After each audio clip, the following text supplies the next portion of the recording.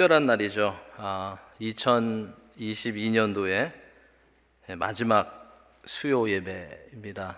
그동안 수요 예배 열심히들 달려오셨는데요. 정말 하나님께 영광을 돌리는, 오늘 또 끝까지 열심히 참석하신 분들, 예배드리시는 분들, 정말 하나님께 영광을 돌리는, 하나님 기뻐하시는 그런 날이라고 생각되어집니다. 오늘 본문 바로 전에 4장 1절부터 14절까지 해서 모세는 하나님께서 이스라엘에게만 특별히 율법을 주셨다라는 것을 말해 주었습니다. 그러면서 하나님의 말씀에 순종하면 큰 나라와 큰 사람이 될 것이라고 그렇게 말해주면서 하나님의 말씀을 온전히 준행할 것을 강조했습니다. 하나님께서는 이스라엘이 하나님을 경외하는 큰 나라가 되어서 모든 나라들 가운데 제사장 나라로 하나님을 전하고 또 하나님의 능력과 거룩하심을 선전하기를 원하셨던 것입니다. 이렇게 이스라엘 후손들에게 하나님께서 주신 율법 또는 삶의 지침서에 대해서 교훈한 모세는 이제 오늘 본문에서는 우상 숭배에 대해서 강력하게 경고하고 있는 것을 보게 됩니다. 모세는 오늘 본문을 시작하면서 과거에 이 호렙산에서 여호와 하나님께서 나타나셨을 때 이스라엘 백성들은 아무런 그런 형상을 보지 못했다라는 것을 확실하게 밝히고 있습니다. 그게 15절에 나오는 말씀이죠. 여호와께서 호렙산 불길 중에서 너희에게 말하시던 날에 너희가 어떤 형상도 보지 못하였은즉 너희는 깊이 삼가라. 우레와 번개와 구름과 연기는 있었지만 하나님의 형상은 없었다라는 것을 분명하게 모세는 밝히고 있습니다. 모세는 하나님의 형상이 없다는 것을 통해서 약속의 땅에 이제 들어가게 될 이스라엘 2세들이 어떠한 우상을 만질지도 말아야 하고 섬기지도 말아야 한다라는 것을 여기에서 선언했던 것입니다. 평생 동안 이스라엘 백성들을 인도해온 모세는 그들의 연약함에 대해서 너무나 잘 알고 있었습니다. 우상이 그들을 넘어지게 하고 부패하게 한다는 것을 잘 알고 있었던 것입니다. 모세는 우상 숭배의 심각성을 잘 알았기 때문에 우상 숭배가 이스라엘에게 끼칠 영향력을 항상 생각하면서 두려워했던 것입니다. 그래서 16절에서도 스스로 부패하여 자기를 위하여 어떤 형상으로든지 우상을 만들지 말라고 그렇게 거듭 강조하고 있습니다. 사람들은 구약시대나 신약시대나 무엇이든지 자신들이 직접 눈으로 보고 또 직접 손으로 만져볼 수 있는 것을 바라기 때문에 하나님에 대해서도 그렇게 하기를 원했던 것입니다. 하나님도 자신들이 원하고 자신들이 볼 수 있는 그런 형상으로 낮추어서 자신들의 마음을 평안하게 하기 원했던 것입니다. 그러나 하나님은 어떠한 형상으로 만들어지기에는, 어떤 형상으로 묘사되기에는 너무나도 크고 너무나도 강하고 너무나도 장엄하시고 너무나도 위대하신 그런 분이십니다. 그래서 어떤 형상도 하나님을 묘사하기에는 부적절한 것입니다. 누구든지 하나님을 어떤 형상으로 만든다면 그것은 하나님의 영광을 축소시키는 것입니다. 그리고 하나님의 신성을 모독하는 그런 일이 되는 것입니다. 그래서 모세는 이 부분을 심각하게 다루었던 것입니다. 모세는 거룩하시고 영광스러운 하나님을 인간의 높이에 맞게 끌어내려서 우상으로 제한시키는 것이 얼마나 위험한 것인지, 그리고 얼마나 하나님의 백성들을 부패시키고 망하게 하는 것인지 잘 알고 있었기 때문에 그렇게 해서는 안 된다라는 것을 강하게 이스라엘 2세들에게 외쳤던 것입니다.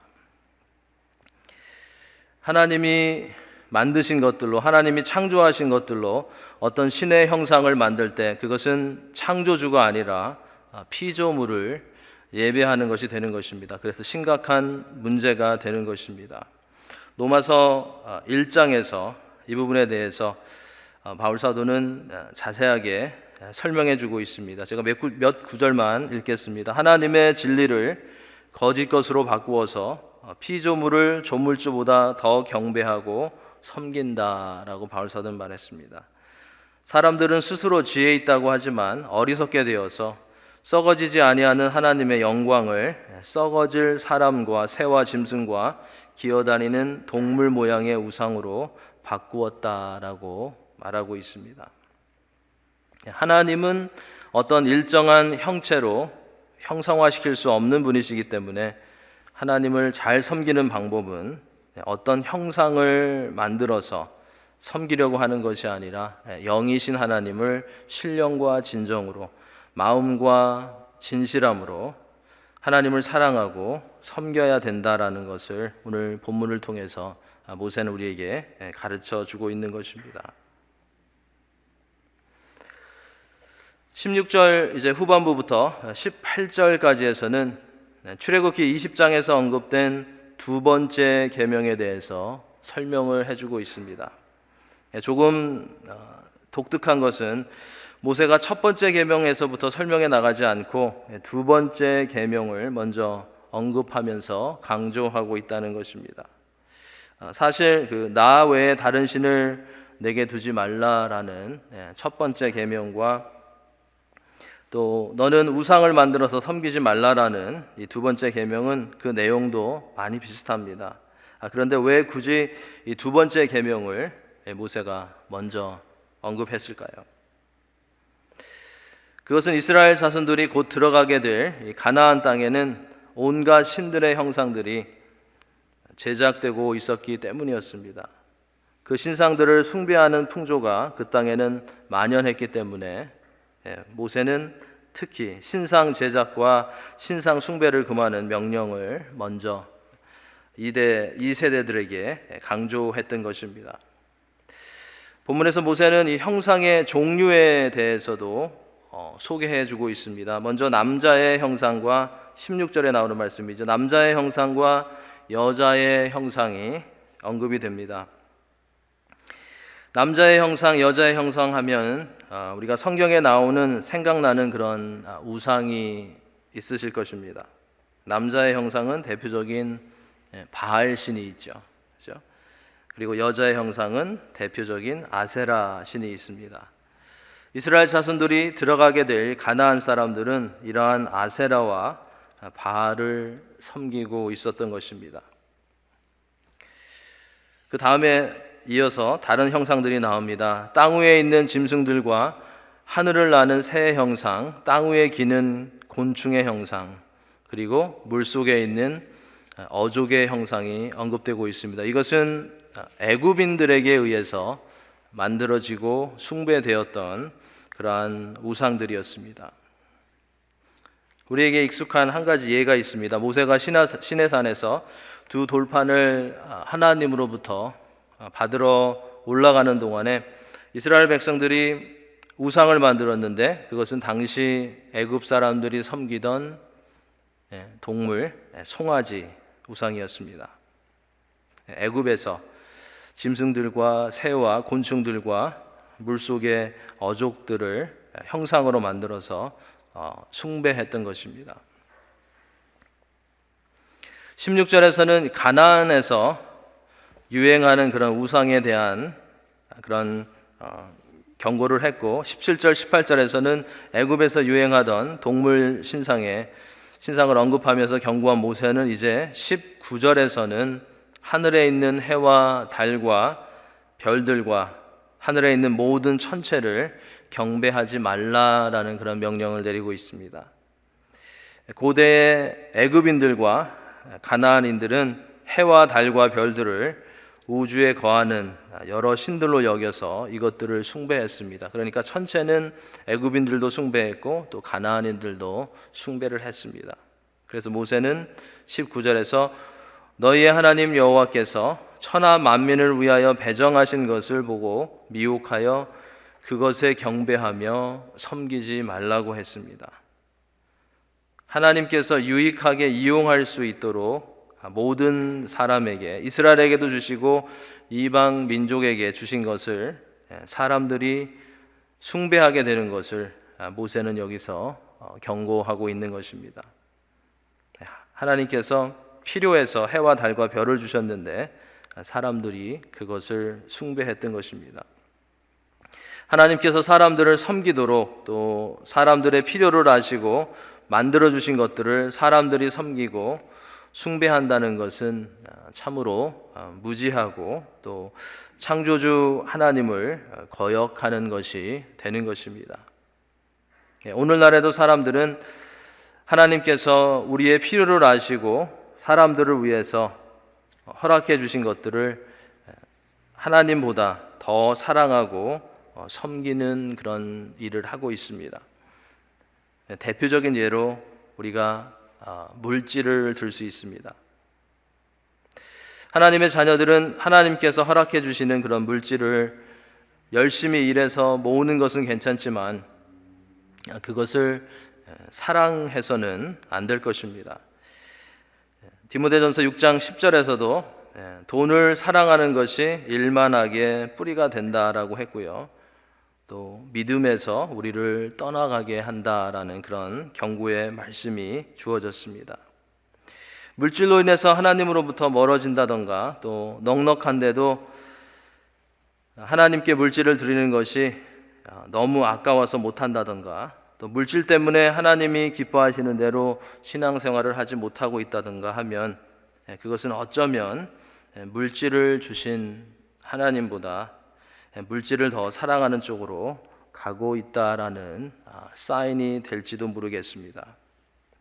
우리는 이러한 부분들을 살펴보면서 하나님께서 주신 것들이 우리로 하여금 하나님께로 가까이 가는데 사용되어질 수 있도록 힘써야 할 것입니다. 그렇게 하지 않으면 그것이 우상이 될 수 있기 때문입니다.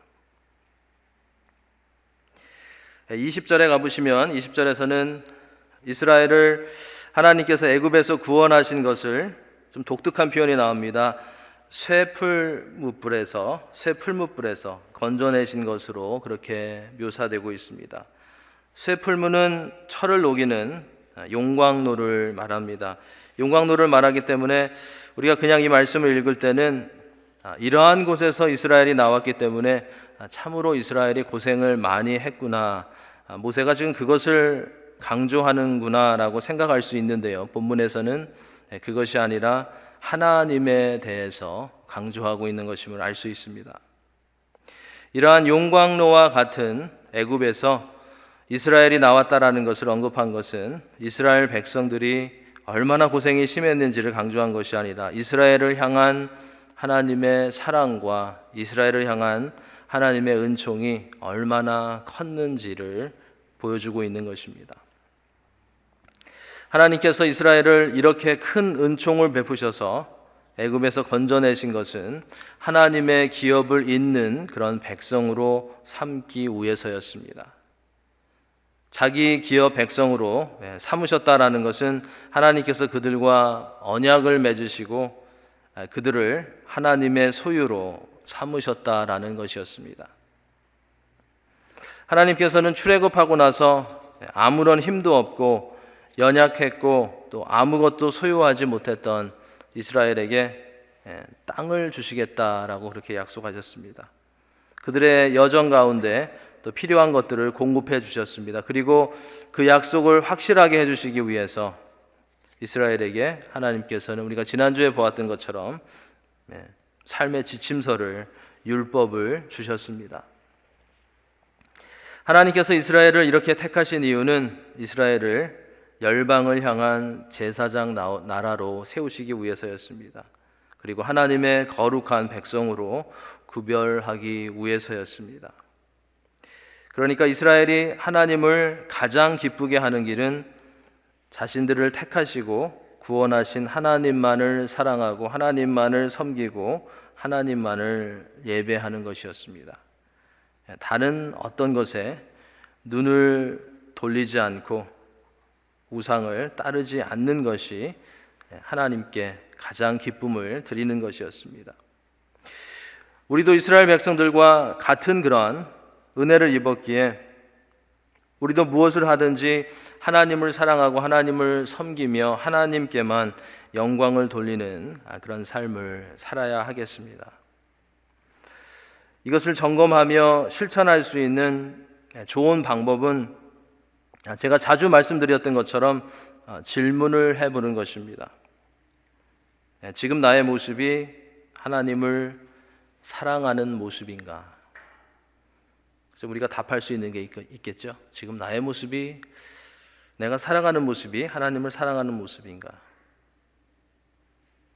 이것이 하나님을 사랑하는 섬김의 모습인가? 나는 정말로 하나님을 사랑하는 그런 모습으로 주님의 교회를 섬기고 있는가? 이것이 하나님께 영광 돌리는 그런 모습인가? 라는 그런 질문을 우리는 해볼 수 있을 것입니다. 만약에 우리의 답이 no라면 계속 가지 말고 멈추고 점검해보고 바르게 가야 할 것입니다.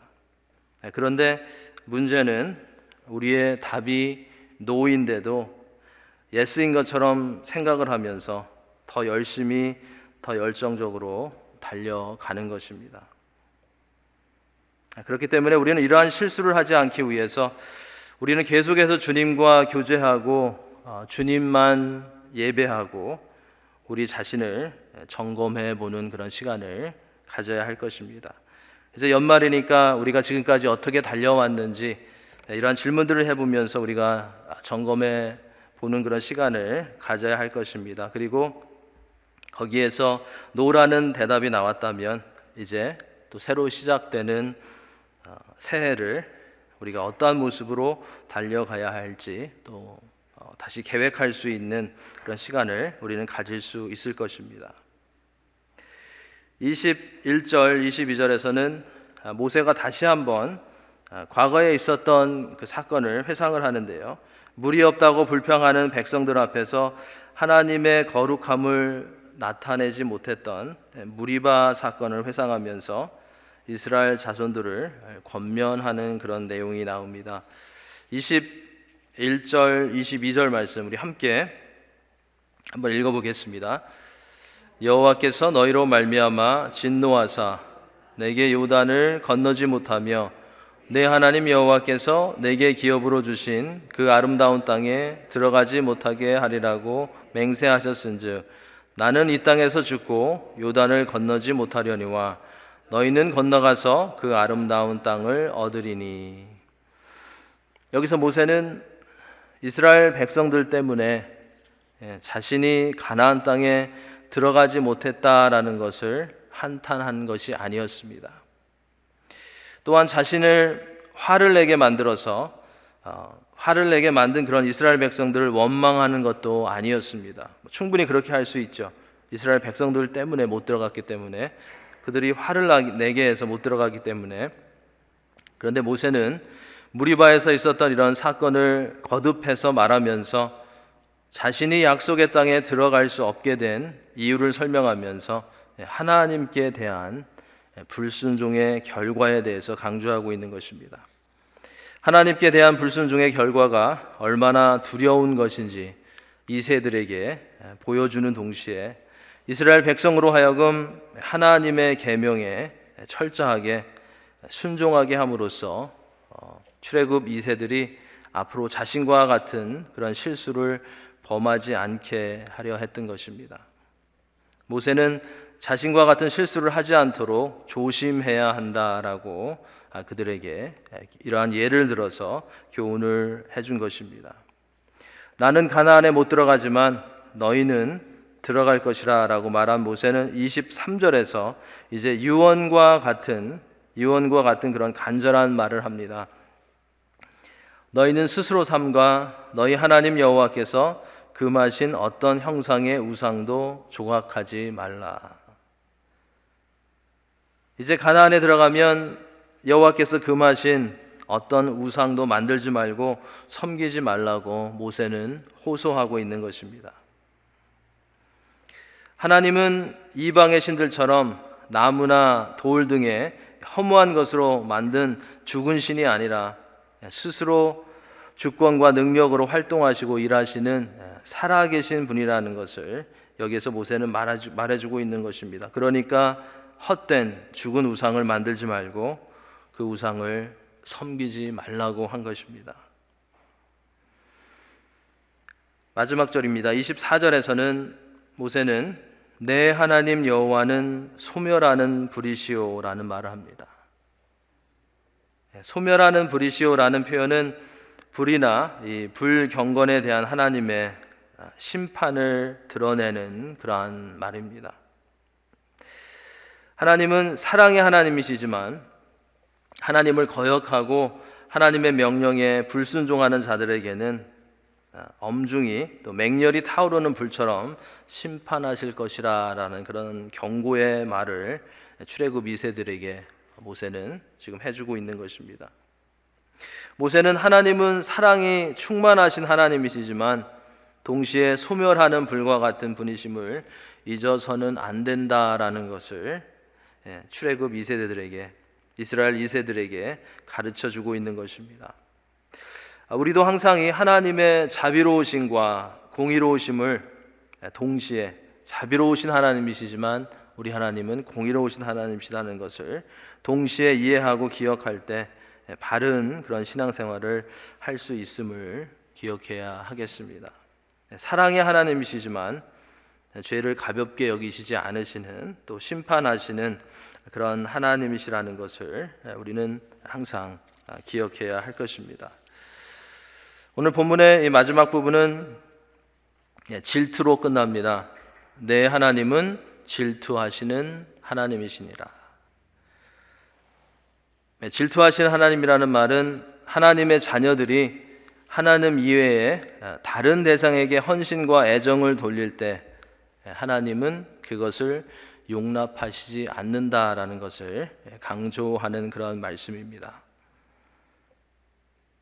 여기서 하나님의 질투는 남에게 상처를 주는 인간의 질투와는 전혀 다른 것입니다. 사람들은 왜 질투할까요? 여러 가지 이유가 있겠지만 간단하게 생각해 보면 욕심 때문에 질투를 합니다. 그래서 사람들의 질투 가운데는 상처만 있게 되는 것입니다. 그러면 하나님은 왜 질투하실까요? 관심이 있으시고 진정으로 사랑하시기 때문에 질투하시는 것입니다.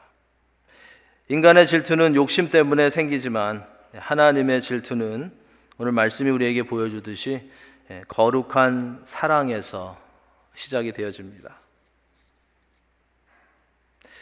오늘 본문에서 모세는 가나안 땅에 들어가게 될 출애굽 2세들에게 그곳에 들어가면 하나님과 맺은 언약을 잊어버리지 않도록, 그리고 우상을 만들지 않도록 조심하라고 엄하게 명령했습니다. 왜냐하면 하나님은 소멸하는 불이시며 또 질투하시는 하나님이시기 때문이라는 것입니다.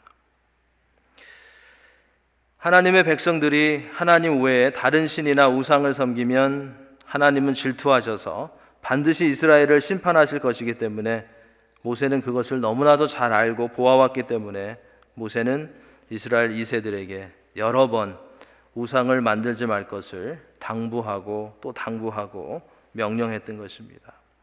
그만큼 하나님의 백성들에게는 하나님만을, 그리고 하나님과 바른 관계를 갖는 것이 중요한 것입니다. 우리는 하나님보다 더 사랑하는 것이 있거나 하나님이 계셔야 할 그 자리에 다른 것을 두지 않았는지 살펴보아야 할 것입니다. 하나님보다 내가 더 사랑하는 것이 있지는 않은지, 그리고 하나님이 계셔야 할 그 자리에 내가 다른 것을 두지 않고 있는지 살펴보아야 하겠습니다.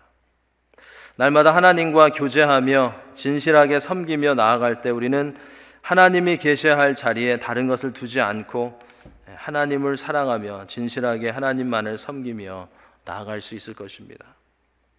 하지만 매일 하나님께로 우리가 나아가지 않는다면, 하나님과 매일 교제하지 않는다면 우리 너무나 쉽게 하나님이 있어야 할 자리가 어디인지, 그리고 우리가 섬겨야 할 대상이 누구인지 너무나 쉽게 혼동될 수 있을 것입니다. 사랑이신 하나님은 자신의 백성들에게 말씀하시고 백성들의 부르짖음을 들으시기를 기뻐하시며 그들 곁에 계시는 분이십니다. 하지만 우상들은 어떻습니까? 말하지도 못하고 듣지도 못하고 움직이지도 못합니다. 자신을 섬기는 자들과 함께 갈 수도 없고 그들 곁에 있지도 못합니다. 섬기는 자들이 꼭 찾아가야 합니다. 오늘날에도 많은 우상들이 있습니다. 우상은 하나님을 기쁘시게 하지 않습니다. 특별히 우리가 기억해야 할 것은 우리가 어떠한 눈에 보이는 것을 섬기지 않는다고 해도 우리와 하나님 사이를 가로막는 것은 그것이 어떤 것이 되었든지 우상이 될 수 있다는 것입니다.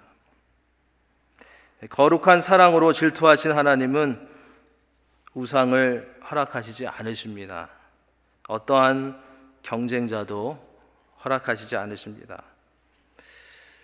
이스라엘 백성들이 하나님의 기업의 백성이어서 하나님 외에 다른 어떤 누구의 소유가 될 수 없었던 것처럼 우리도 예수 그리스도의 구속의 사역을 통해서 하나님의 백성, 하나님의 나라, 하나님의 소유가 되었습니다.